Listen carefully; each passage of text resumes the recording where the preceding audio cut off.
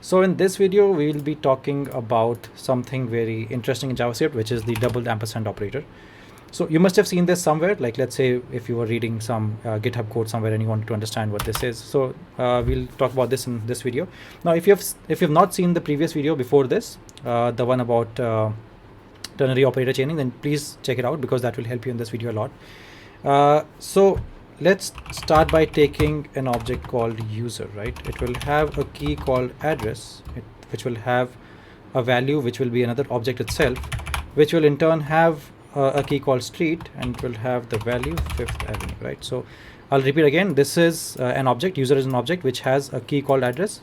The address has a value which is an entire object in itself, and that entire object has a key called street and a value called 5th Avenue, right? So that's how our user object is created. Now, in the ternary operator chaining video, you saw that you could, start chaining conditions like user and user dot address, right, and user dot address dot street, wherein you could do an if and else chaining instead of actually writing if and else, right? So if you actually do if and else nesting, then the code becomes very long and very confusing to read, whereas with ternary operator chaining you could make it much cleaner and leaner, right? So that's what we saw. It was quite efficient, quite effective. And then in one of the previous videos, you might have also seen how nullish coalescence work, right? If you've not seen it, then please go and search for my videos on nullish coalescence operator. Those are basically pipe operators, right? Multiple pipe operators, and you can write conditions between those pipe operators to check between different conditions. And then we had also seen how double question marks work, right? These are also operators. It's in the same video as the nullish coalescence operator. It's just another syntax for using the pipe character. Instead of that, you can use double question marks, right? So this also works with nullish coalescence operator. Now, in this video, like I said, we are going to look at the double ampersand. So let's start seeing how that works. Now I'll define another object called person, and it will have a city called Alaska. Okay, and now I'll define a variable called cool. Okay, and now cool is going to do a couple of things. So we'll have user dot address here, and then we'll put double ampersand. I'll explain to you why we're doing it.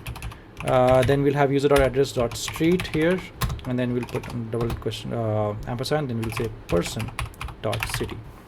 Now let me output this value and show you the output so that I can explain to you how the code works. So if I say alert cool, it'll give me Alaska. So how is this working is because it's checking if user dot address is there. So in our case it is there, right? And user dot address dot street is there, which in our case is again there, 5th Avenue.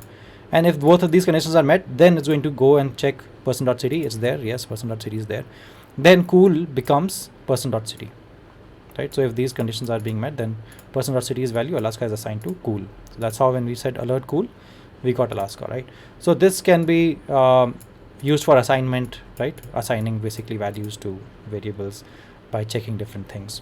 So this is quite handy, quite effective, and this also can make your syntax really, basically your code really clean and lean, right? So it's quite effective in once you get the hang of it, you won't get confused when you read other people's codes, basically. So if you like this video, then do subscribe, and thanks a lot for watching. Do watch the other videos in the series as well. Thanks a lot.